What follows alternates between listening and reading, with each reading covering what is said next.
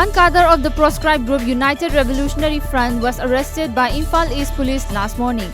He is said to have been involved in extorting money from doctors and reputed hospitals in Manipur.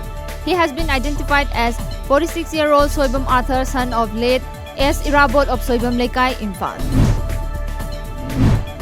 Students and teachers of St. Patrick's School and Kunthok Nganbi Upper Primary School staged a sit-in protest at Nisa Club Waiting Shed today against the mysterious death of N. Babysana inside the boarding of Standard Roberts School, Kanchpur on July 18th.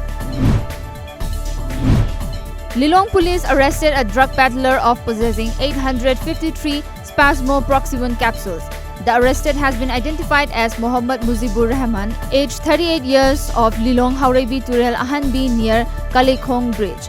A case has been registered against him under NDPS Act for further investigation. Amidst much controversy over the establishment of a Christian missionary cell in Mizoram, the state Bharatiya Janata Party unit has clarified its stand over the development. Briefing reporters, State BJP President J.B. Huna explained that the idea of setting up the cell was to protect the Mizo Christian missionaries from being discriminated in various parts of the country. The permission was given by BJP's Northeast Zonal General Secretary Ajay Jamwal, he added.